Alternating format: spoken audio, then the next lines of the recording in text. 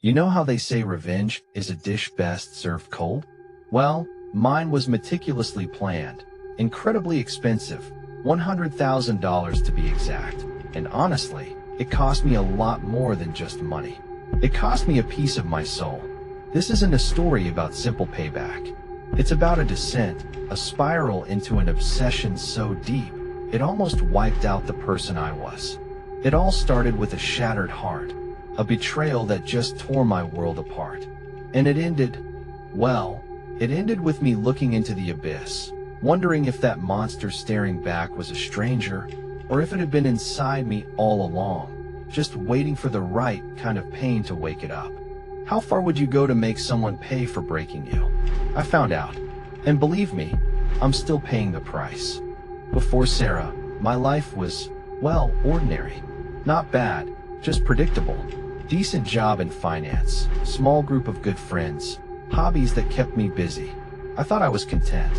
Then Sarah walked into my life at a friend's gallery opening, and suddenly, ordinary felt incredibly dull. She was vibrant, a whirlwind of creative energy, an artist who saw the world in colors I didn't even know existed. We just clicked, instantly.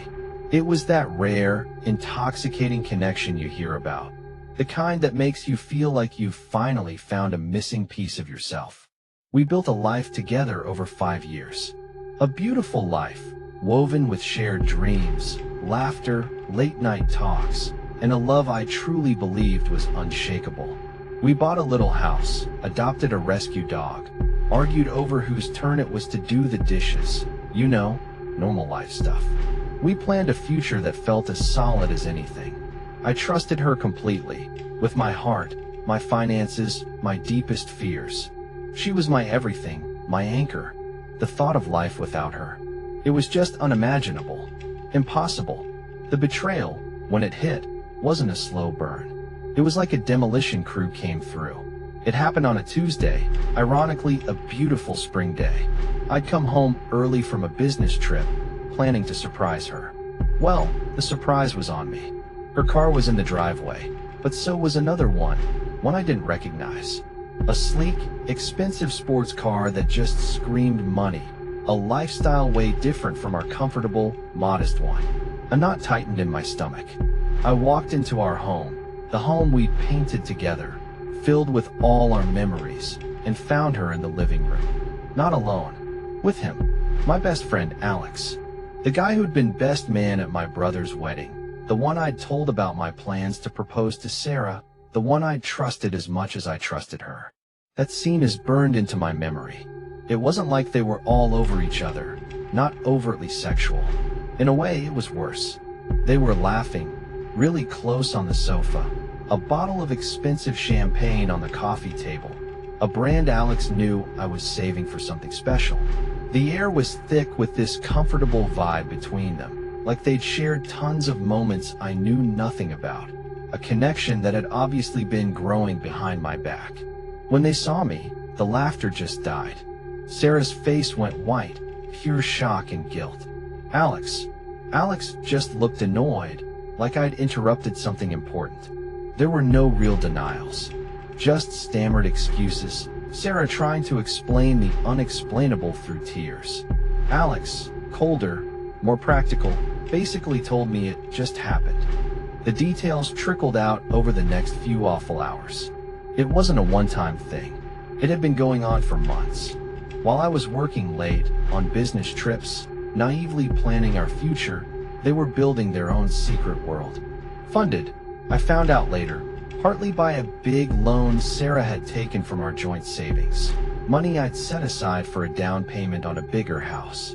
Alex, always the flashy one, had apparently promised her a life I couldn't give her, full of excitement and luxury. The level of deceit was staggering. Every shared memory, every "I love you," every plan we'd made, was now tainted, recast as a lie.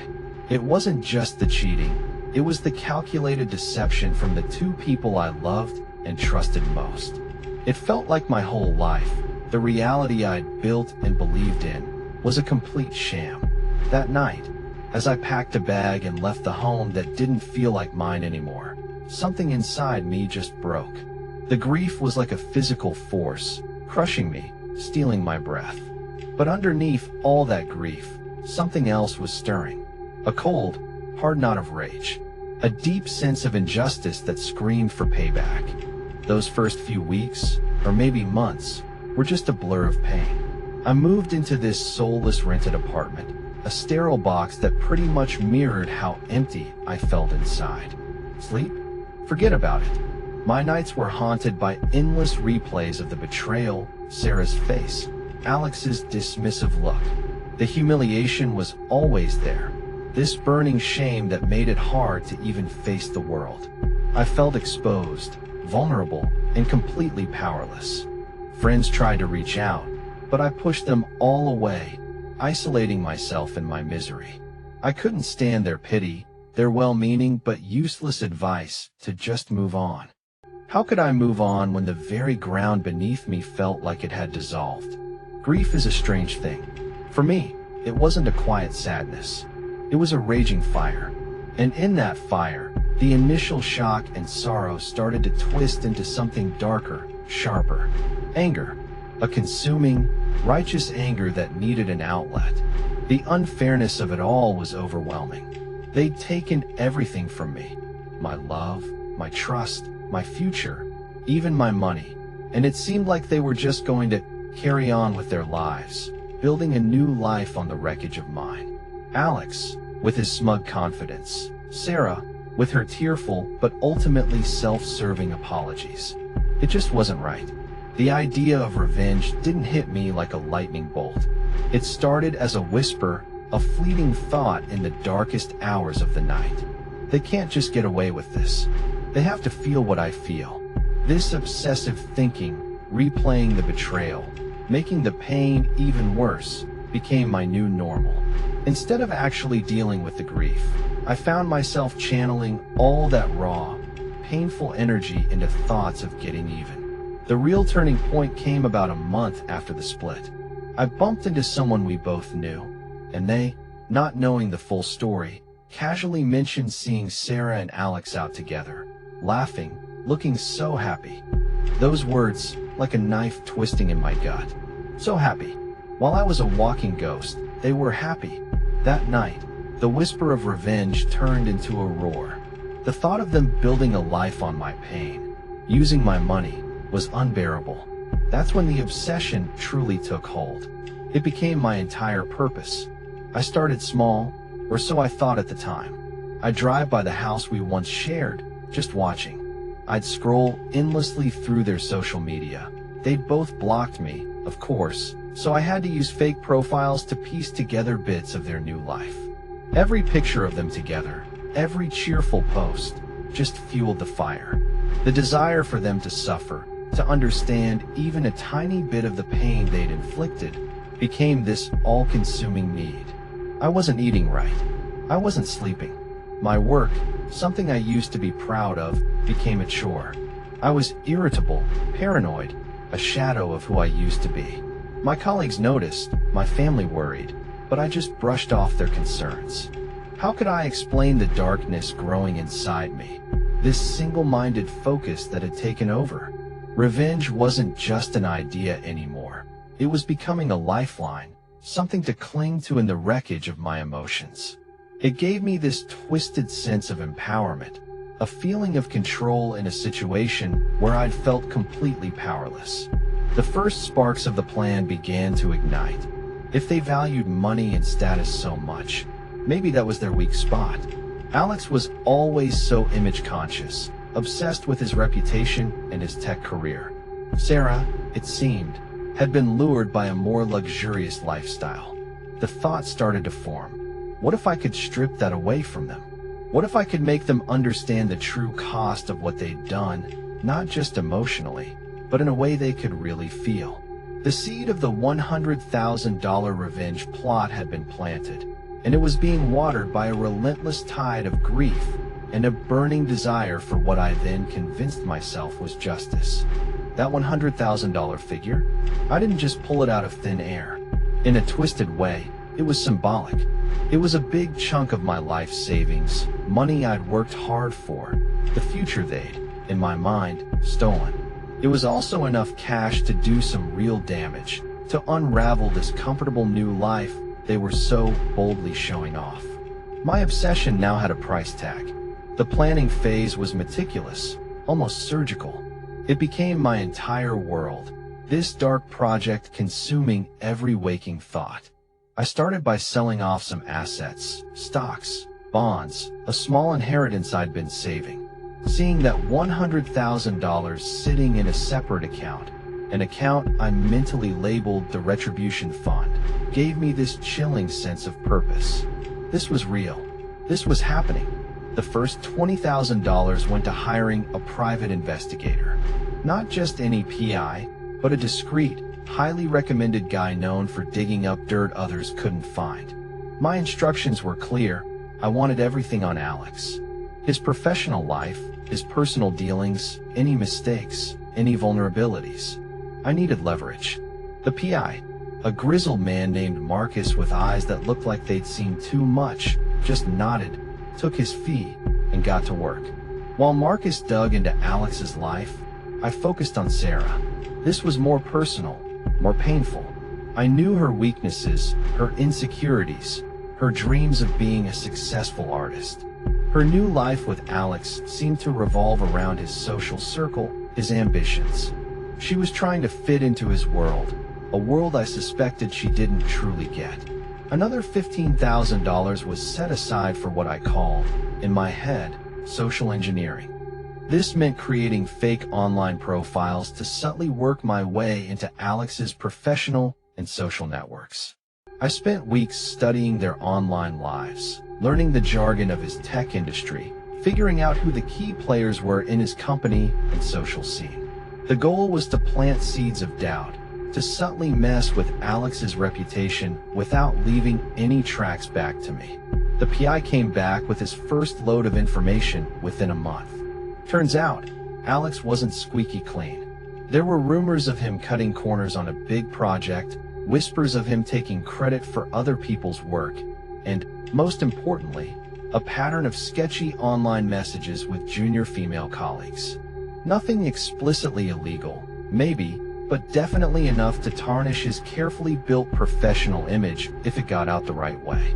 This cost another $10,000 for Marcus to discreetly and anonymously leak some of the milder, but still reputation-damaging, info to a niche industry blog known for its gossip. The idea wasn't to destroy him immediately, but to create this cloud of unease around him. At the same time, I targeted their social life. Alex was trying to climb the social ladder, hosting parties, trying to impress influential people. I set aside $25,000 for a series of carefully planned, staged encounters and disruptions. This was the trickiest and riskiest part of the plan. It involved hiring actors, people who could subtly create awkward or embarrassing moments at his social events. For example, at one of his networking things, I paid an actress to convincingly, and very publicly, mistake him for a much less successful, slightly scandalous former colleague, loud enough for key people to overhear. Another time, an anonymous tip was sent to a caterer he was using for an important dinner party, claiming, falsely, but designed to cause maximum chaos, serious hygiene violations just hours before the event. That forced a last-minute, frantic scramble. These were small, calculated jabs meant to chip away at his composure and image. The psychological toll on me was already huge. I was living a double life. By day, I tried to act normal at my job, though my performance was definitely slipping. By night, I was a different person, a strategist, a manipulator, completely consumed by my dark project. Sleep was a distant memory, replaced by hours spent going over information, tweaking plans, and fighting this growing paranoia. Was someone watching me? Was I making mistakes? The stress was this constant hum under the surface, an anxiety that never really left. My small apartment felt like a war room. Charts and notes spread all over the dining table, the glow of the laptop screen my only constant companion. The remaining $30,000 was for the final, biggest hit, aimed right at what I saw as the heart of their betrayal, their relationship and Sarah's supposedly upgraded life. I learned through Marcus that Alex, despite his outward confidence, was deeply insecure about his social standing and terrified of failure. Sarah, on the other hand, craved validation and security. Part of this fund was used to create anonymous messages, not to them directly, but to people around them. For Sarah, it was subtle hints dropped to her new friends about Alex's wandering eye, backed up by the PI's findings, or his shaky financial situation, which I made up, but it sounded plausible given his spending. For Alex, it was carefully worded messages to his bosses and key clients, raising vague but unsettling questions about his judgment and reliability, hinting at the stuff Marcus had uncovered. This cost another $15,000 for a specialist in discreet digital communication to make sure it was completely anonymous and untraceable. The final $15,000 was the contingency fund, the money for the grand finale, as I grimly thought of it. I pictured a scenario where their carefully built world would publicly fall apart. Maybe at some big event, a moment where their humiliation would be at its peak. Throughout all this, my obsession just got deeper. It wasn't just about the money spent. It was the time, the energy, the sheer mental space I was pouring into this. I'd lost weight. My friends had pretty much given up on me, their calls going unanswered. I was isolated, trapped in a cycle of my own making. The initial rage had cooled into this chilling, methodical determination. I told myself I was an instrument of justice, that I was just balancing the scales. But deep down, a terrifying thought started to creep in. I wasn't sure where the quest for justice ended and where pure, unfiltered vengeance began. The line had become dangerously blurry. I was becoming a stranger to myself, my identity increasingly wrapped up in this singular, destructive goal. The $100,000 was more than just money.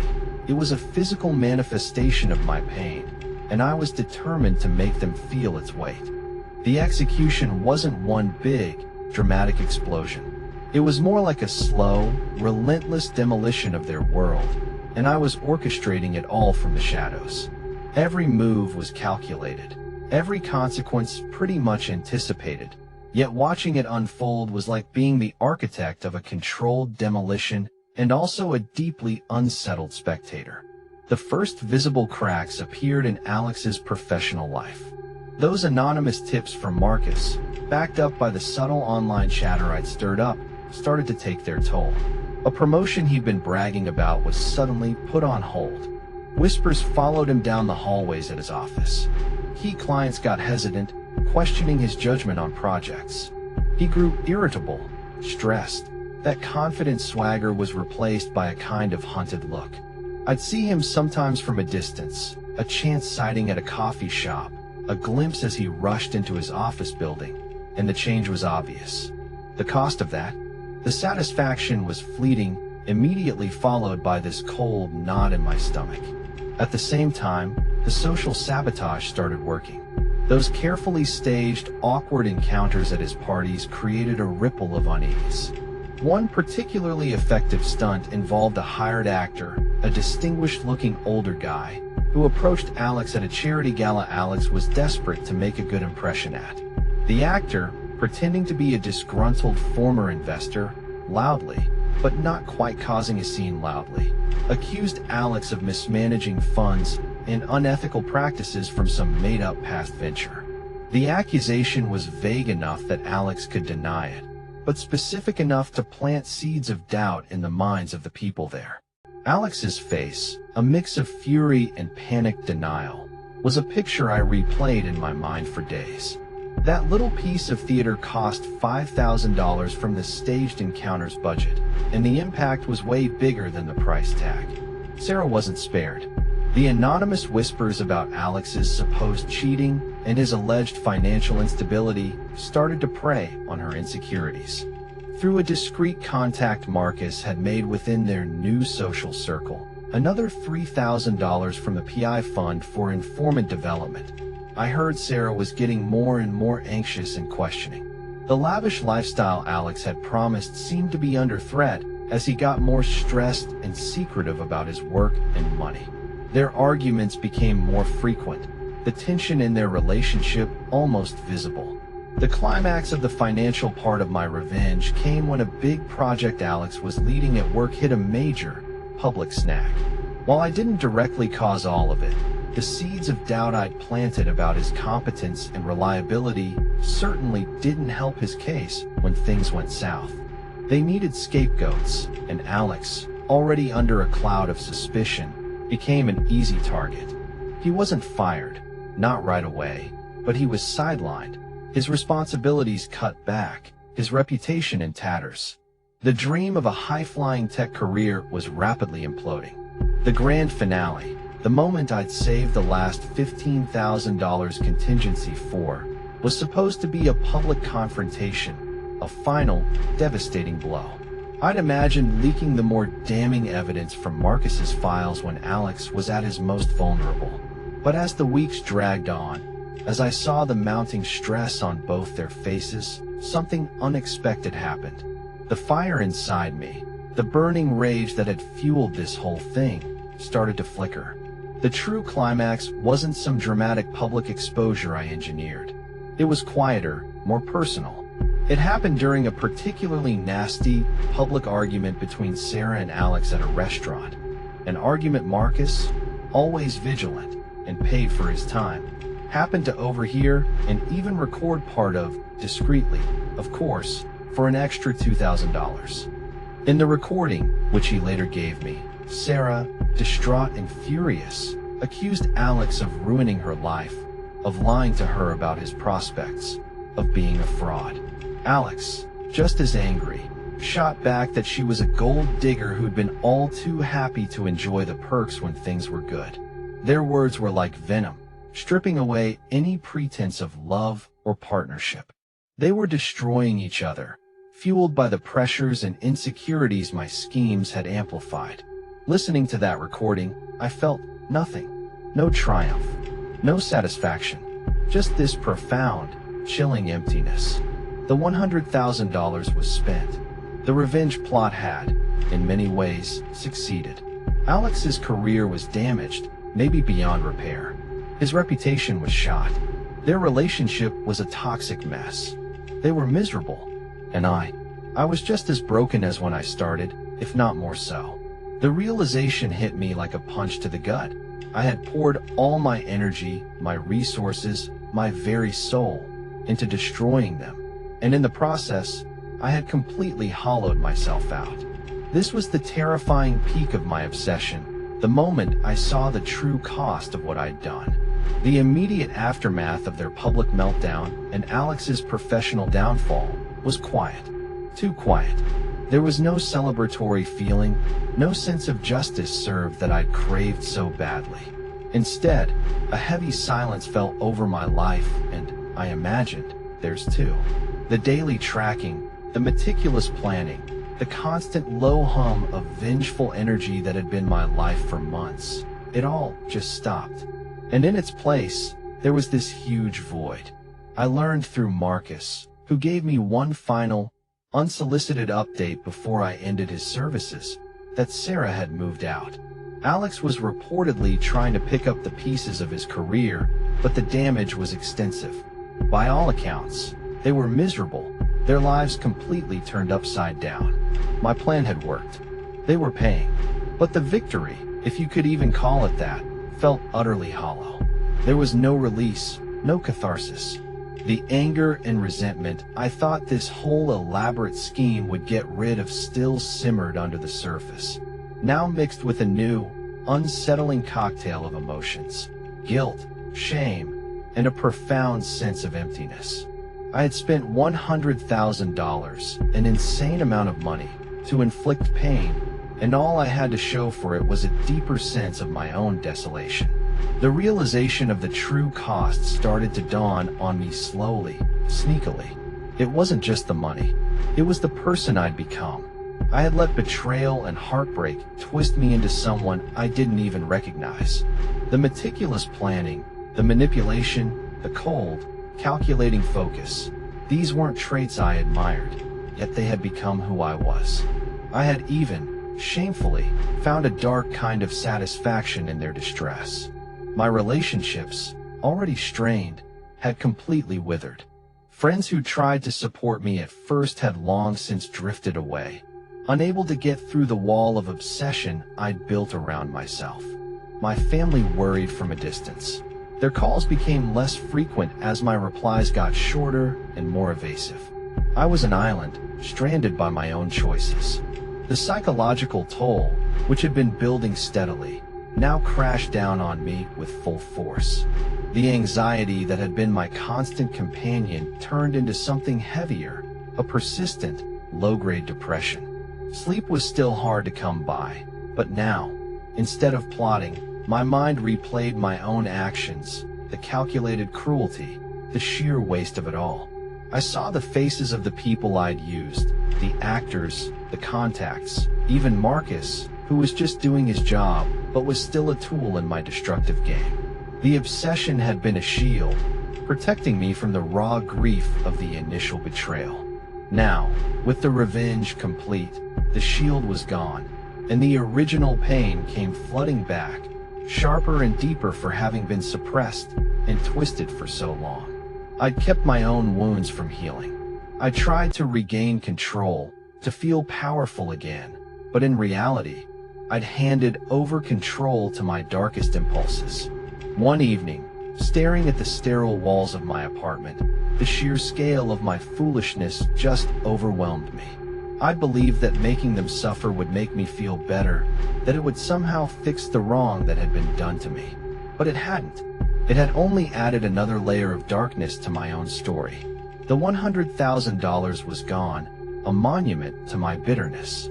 But the peace I'd hoped to buy at that price was nowhere to be found. The true cost wasn't the money. It was the erosion of my own character, the loss of my own peace of mind. The months that followed were a period of slow, painful reckoning. That hollow victory gave way to this crushing weight of self-awareness. I'd set out to teach Sarah and Alex a lesson, but the most profound and devastating lessons were all mine. Confronting the psychological cost was like walking through a minefield. The obsession had been an all-consuming fire, and when it died down, I was left with the charred remains of my emotional landscape. The anxiety and depression weren't just passing moods. They were like persistent, unwelcome roommates in my head. There were days when just getting out of bed felt like climbing a mountain. The vibrant, driven person I once was, even before Sarah, felt like a distant memory, a ghost from a past life. My identity had become so tangled up with the revenge plot that I genuinely struggled to remember who I was without it. I finally got professional help, something I should have done right from the start. Therapy was tough. It meant dissecting the betrayal, yes, but more importantly, it meant dissecting my reaction to it. It meant facing the ugliness of my own actions, the manipulative lengths I'd gone to, the sheer vindictiveness that had driven me. There were no easy answers, no quick fixes, just the slow, hard process of understanding how pain could curdle into such a destructive force. My therapist helped me see that the quest for revenge wasn't about justice. It was about trying to get back a sense of control I felt I'd lost, an attempt to numb the searing pain of humiliation and loss. But the control was an illusion, and the numbness was temporary, always followed by a deeper ache. One of the hardest lessons was admitting that revenge doesn't heal. It just keeps the pain going for everyone involved. It keeps the wounds open, festering, preventing any real emotional recovery. While Sarah and Alex undoubtedly suffered because of what I did, I realized that my suffering hadn't lessened. It had merely changed shape, now compounded by guilt and the heavy burden of my choices. I've since read that people who seek revenge often feel worse in the long run, that it prolongs anger and resentment instead of making it better. I was living proof of that. Was it worth it? That question haunted me. $100,000, countless hours, my mental and emotional well-being, all sacrificed for vengeance. The answer, a loud, definite no. The brief moments of dark satisfaction I'd felt watching parts of my plan unfold were like smoke, gone in an instant. They were nothing compared to the enduring emptiness, the regret that settled deep in my soul. Would I do it again? Absolutely not. If I could go back, I'd tell myself to walk away, to grieve, to rage, to cry, yes. But then, to channel that energy into healing, not into destruction. To invest that $100,000 in myself, in rebuilding my life, rather than in tearing down others. The desire for revenge, I learned, is a powerful, seductive thing, but it's ultimately a trap, a cycle of negativity that consumes you. Moving forward isn't a straight line. It's messy, full of setbacks. I'm still working on forgiving myself, which is, in many ways, harder than forgiving Sarah and Alex. I haven't reached out to them, and I don't plan to. Their chapter in my life is closed, though the scars are still there. My focus now is on rebuilding my own life, from the ground up. I changed jobs, needing a fresh start away from the place that held so many painful memories. I started volunteering, trying to put some positive action back into a world I had recently only tried to disrupt. Slowly, carefully, I began reconnecting with the friends and family I had pushed away, trying to mend the bridges my obsession had burned. The current state is one of fragile recovery. Some days are good. I can see glimpses of the person I used to be, feel flickers of hope. Other days, the weight of what I did, the sheer destructive energy I unleashed, feels incredibly heavy. The $100,000 is gone, a stark reminder of a dark chapter.